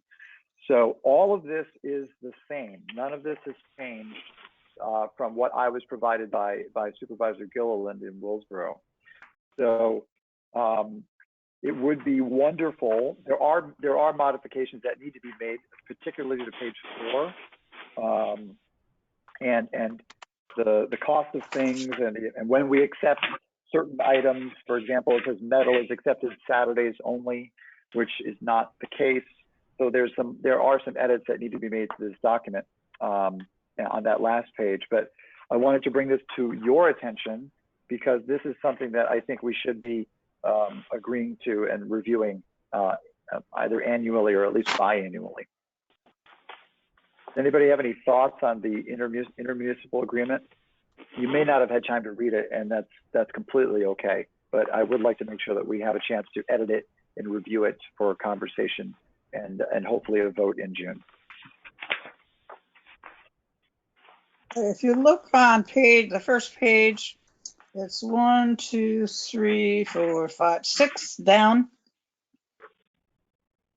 where it says, whereas Willsboro so desires, blah, blah, blah, they could use the facilities, is willing to fairly share in the cost of its operation and maintenance. Now, it's my understanding that right now, their only interest is in buying tickets. I could be wrong. I think you're right. But is that, I mean, it would be if they were. I mean, all right, for example, now we need to do the fence, right? Yes. So if I read this correctly, they would share in the cost of the fence. Well, to an approved document, I think it's great to look at it like that. Great catch, Claire. No, I think it's, but right now, it's my understanding, and correct me if I'm wrong, that the only thing they do is purchase tickets. I think you're right. Haven't. In 10 years, I had one Don't meeting know that that they've when Lori was completed that. supervisor. I never could get another supervisor to come to a meeting on the dump.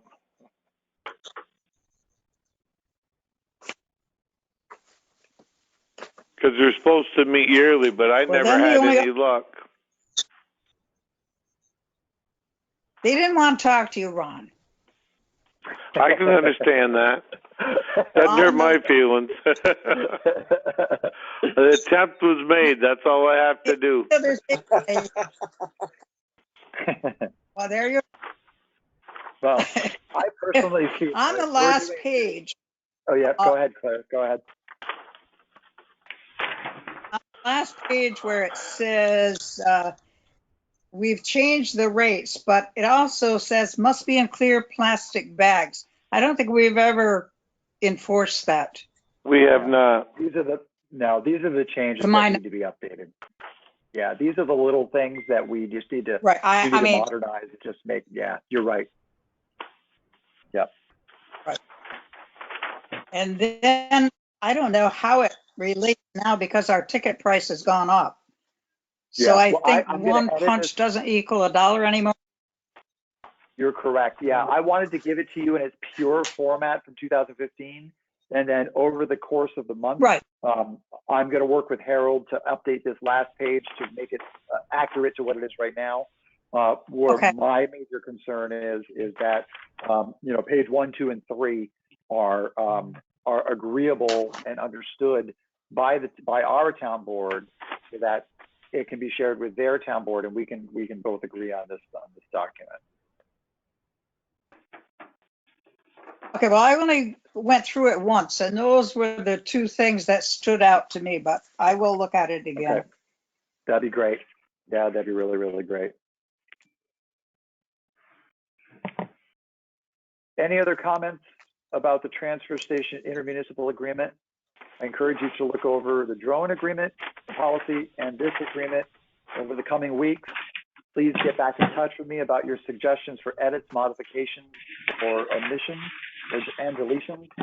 And then we can come to an agreement. I have to figure out how to do this, because if we agree to it and vote on it in June, but then and we share it with Willsboro and they don't like it, then we've got an issue. So back to square get one. back to me. Yeah, so if you get back to me maybe in the next couple of weeks with edits, modifications, or concerns, then I can bring those modification changes to Sean for him and I to discuss, and he can discuss with his board, and then we can hopefully come to a 10-way agreement between the two boards. One thing I want to just mention to you that's on I. It talks about when the account gets over $50,000, it's supposed to be divided. Well, we're way over that, I can tell you. Yep. And we've never divided money because we all know there's something coming at some time, and it's certainly the fence is not going to be over 50,000, but something may come along, cost money, and if it's sitting in the account, we won't have to go to our taxpayers for it. Right. So that's not really, that's not a Ron. number we're abiding by, that 50,000. So you need to talk about that with Sean, I would think. Okay. Would you support it being stricken from the policy? I would, but I don't know if they would. Well, I would too, and I would think that we need to leave the first, or that whereas I spoke about. that they're willing to fairly share in the cost. Right. I agree. Yeah.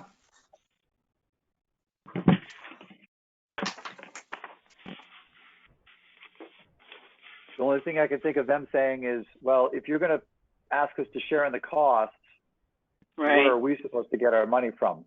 You know, because the idea is they won't be sharing in the cost if there's money there to pay for anything that's needed. But I think Claire is supporting, and I think Aaron also nudged in that direction, that they do want Willsboro to share in the cost. They do, by purchasing tickets, just like our people purchase tickets. The town never puts any money in there. The only thing that we do, and I've tried and just have no luck, like when we mow it every year, the town should bill the transfer site for the time that Jerry spends or whoever spends mowing it. And that just never seems to happen. So we do support it that way, but there's money there to pay, and we shouldn't be donating that. We should get reimbursed for anything that we have to do that way. All right, what about you take out letter I? If I took out letter I? No, just take out letter I, that giving them over the 50,000, and not enforce leave the share in the cost. Well, actually, maybe you could even, I don't know. Yeah, something doesn't Let seem me right think there. about that. Yeah, it's okay. You got a month to think about it. I we don't do know. have time. Yeah, let's sit on it. Let's think about it. I think it's a strong document already, but it needs to be reviewed, and that's why we're doing this. So if you all could give it some time and then be in touch with me, I would say if you could do it by the end of this month, that'll give me time to talk with Sean and have a two-week lag time, or 2 week time ahead before our next meeting to come back to you with something. Is that okay? Yes. I think the major update needs to be the last page. Yes, I agree, 100%. You are totally right. Yep, that needs a overhaul, I should say. Yeah, you can see on the top of the last page, updated June 29th, 2005. So it's 15 years out of date, which is unacceptable. Okay, moving on to the supervisor's updates.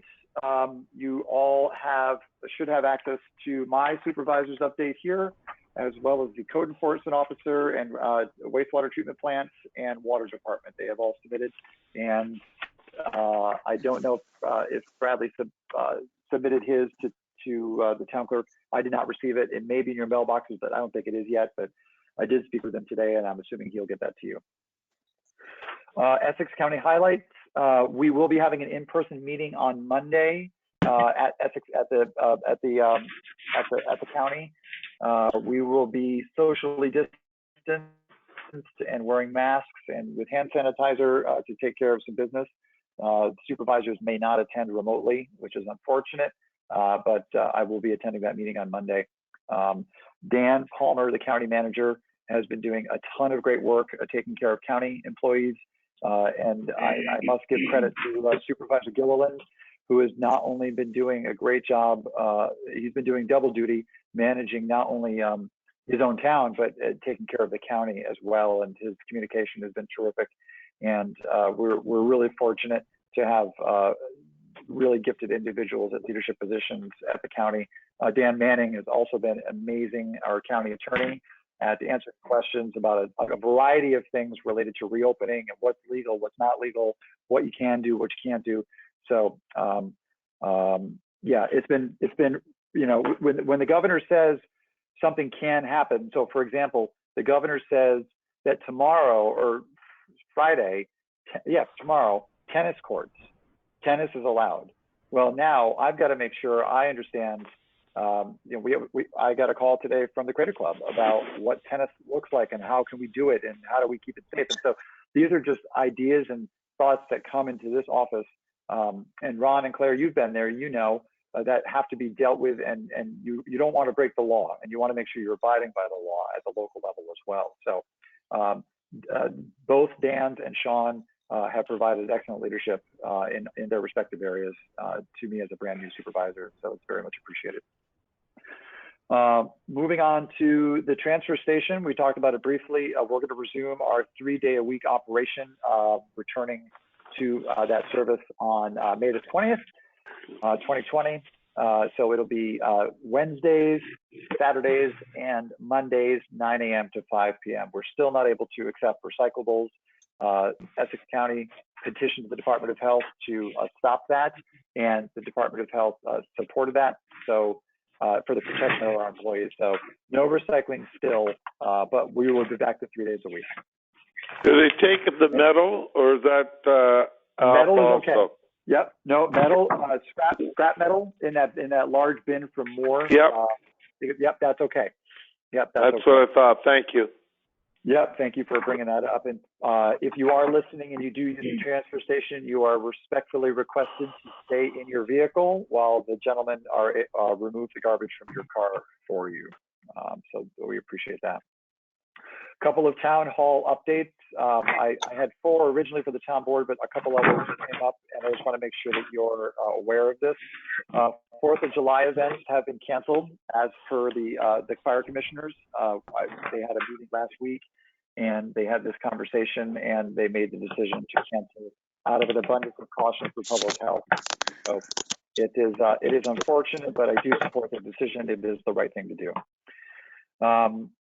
The Waylands Bay Boathouse had some minor repairs that need to be made to it.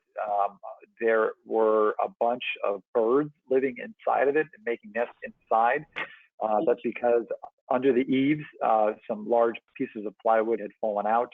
And so I've spoken with Bradley, and he's going to put up some pieces of plywood to just fix those holes so that we don't have birds living and going to the bathroom inside of that building. As you also are aware, hopefully, the downtown Hamlet has seen their street signs repainted. I have an example of it right here. The signs were becoming faded and had been faded, and I figured, well, let's spruce them up. Let's get them nice looking and let's get them cleaned up. So Jim Van Hoven rightfully and willingly took up the task, as I had asked him about it. He painted our signs earlier, the historical signs earlier, and so he's doing the task of this. And what's nice is that the white lettering is reflective. He puts on this little glitter on it so that it reflects off the headlights at night. So I've been taking them down off the post and giving them to Jim, and he gives them back to me, and then I put them back up on the post. The highway guys have been very helpful because sometimes those bolts that I twist off, they break. And so they've been really great at redrilling the holes for me for the ones I break. The Essex Community Fund grant is coming due for the radar signs. And I just want to remind anybody who's listening who wants to support this grant of $5,000 for radar signs, they can send me a letter. But I'm in the process of writing that grant now, and that'll be due at the end of this month. Want to just speak very briefly. I've been in touch with Gary Hyrick, who is representative of a group of individuals, investors and donors who wish to build a porch on the town hall. Because of COVID-19 and because of a shutdown of construction projects at the time and of all types of non-essential construction, that it was decided for the time being to put the town porch project on hold, which is a bummer, but we have time to get that porch built, and it would behoove everybody involved, from the construction workers and the contractors to the general public and us, to have it done at a time when it's safest for everybody to be involved in that. So it will be delayed, and I'll continue to work with Gary and discuss what a timeline might look like for the future. Also want to share with you that there's been conversations about whether to open the bathroom behind Town Hall. We have a bathroom on the back of Town Hall that's used by the public. I'm recommending that we are going to close that bathroom and actually not even open the bathroom. We're going to turn the water on, but we're not going to open the bathroom. And the reason is this: public bathrooms are on a good day a petri dish of germs. And the Department of Health has, and I think I sent this to all of you, the Department of Health has issued guidance on what it takes to keep a public restroom clean. And they are super stringent, and they're just prohibitive. And so the fortunate news is that and cost prohibitive. We would have to have somebody cleaning it probably 4 times a day. The good news is that we don't have a lot of foot traffic in the downtown hamlet, which means that if there are people walking around, they're mostly residents and they have access to a bathroom. If worse came to worst and there was a resident who needed to use the bathroom and they were in our area, I am generally at Town Hall most days, and they would be able to. I would make that allowance as an emergency. There's a porta potty at the ferry parking lot, which I put in when the ferry shut down. I did it as a good faith effort for anybody who might have been traveling to, coming to the ferry, couldn't get to the ferry, out of towner, to use the porta potty. I'm going to get rid of the porta potty as well. There is a porta potty at the ferry parking lot. I want to eliminate, not just reduce, but I want to eliminate our liability with respect to any type of public bathroom. We pay for the porta potty. I don't want to pay for it anymore. I don't want that liability in case a porta potty becomes a hotbed for COVID-19 transmission. The porta potty is probably checked once a week or once every 2 weeks, and I don't want to take the risk. And additionally, I'm assuming you'll interrupt me if you wish about anything I'm saying right now. Additionally, I want to, Beggs Park is open for use, but I would like to, as the weather gets nicer, I'd like for the town board to support, and I know that there is already a no swimming sign down there. I would like for the town board to support the closing off or marking of off limits for that dock that goes out into the water, as well as for that unofficial beach area that is behind the pavilion. I think those are 2 places that promote gathering, and and swimming. And certainly the dock is so narrow that it's impossible. You have one way in and one way out, and people are going to be passing each other from different families, from different pods, if you will. I don't feel comfortable with that right now. Recreation is phase 4 of the reopening of New York State, and we're renting phase 1 tomorrow. Phase 4, even if we're all angels and do all the right things, phase 4 wouldn't be for another month from now because there's 2 weeks in between each phase. So I would really like to keep Beggs Park open, allow the fishermen to continue to fish off the rocks where they do fish on the Broad Lake side, but I really would like to mark off limits for that little beachy area where people might sit and just enjoy, or the dock. Is that something that you can support?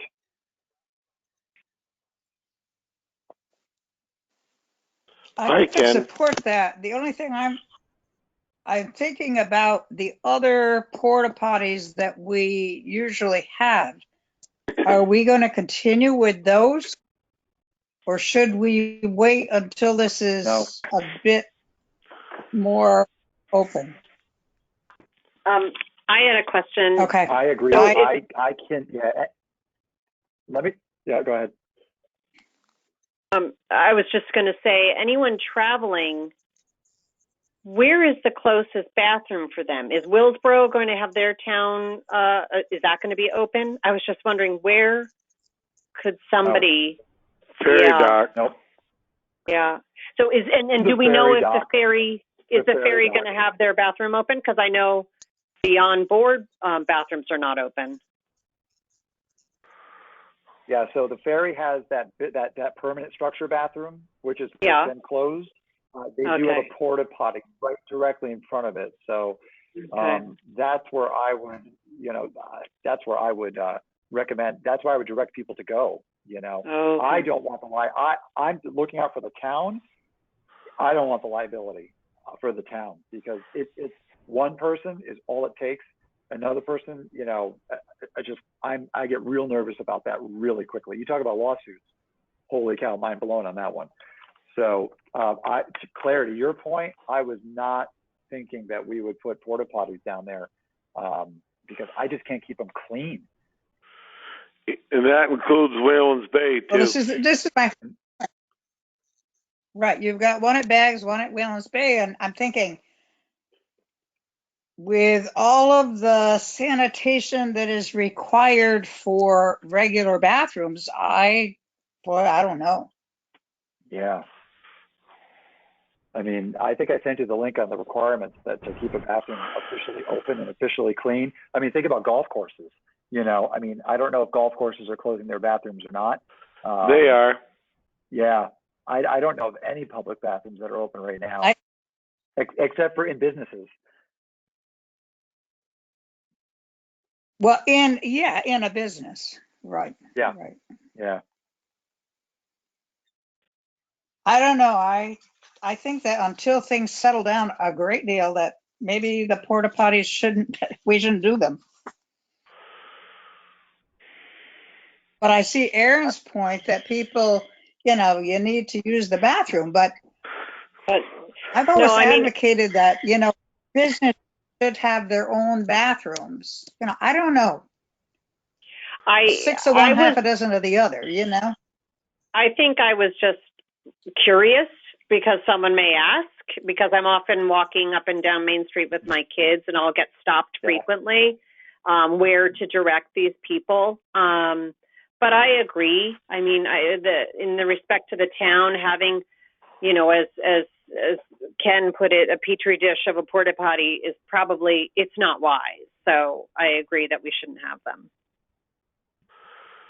It's horrible maybe for we could people just traveling, but also, who's traveling right now? Yeah. I mean, not many. Yeah. Yeah. So they always have the ferry. All right. They have the ferry. yeah. They have not the boat, but they have the ferry park. They have the ferry dock. Yeah. And then, Or if they go to the Pink Pig, buy something, then there is a bathroom there. Yeah, that's up to the owner. I mean, it's set yeah. That's up to the owner. Yeah. I would never. No, it says ask for any customers. business owner to. Yeah. Yeah. No, I wouldn't either. No. I wouldn't ask any other business. But the businesses, I shouldn't say a lot. One business in particular always sent their people over inside the town hall to use that bathroom. Yeah. Yep. I mean, we do have Which is why we built the bathroom out back, but yeah. that was a different time than now, unfortunately. Yeah, I agree, Ron. It is unfortunate, like but I mean, it's reality, right? Sounds like we have a general consensus that the porta potties should be removed and should not be installed in other locations until things, like Claire said, settle down. I would agree with that. Yep, me too. Okay. And if anybody's asked, the nearest bathroom would be at the ferry parking lot. Okay. Moving on. I love this robust discussion. Thank you so very much. I'd like to move on to number 9, abstract of the bills. Everybody in the room, except for one of the council members, has had the opportunity to go through the bills. So we do have enough to support its passage. I would need a motion and a second to approve the bills. I'll make the motion. Okay, thank you, Claire. Do I have a second? I can second. Awesome. Thank you very much, Aaron. Alicia, can I have a roll call, please? Councilman DePinto, Yes. Councilwoman Hall, Yes. Councilman Jackson, Yes. Councilwoman Lapine,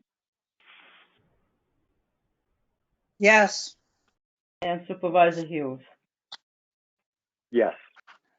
Thank you. Is there anything for the good of the order before we adjourn our meeting? Yeah, Yes, Alicia. I just want to point out on the 4th page for the transfer station agreement, it says hours, Monday, Wednesday, and Saturday, 8:30 to 5. It should be 9, shouldn't it? Yeah, that fourth Yep, page needs good a whole catch. revision. That's a great catch. Yep.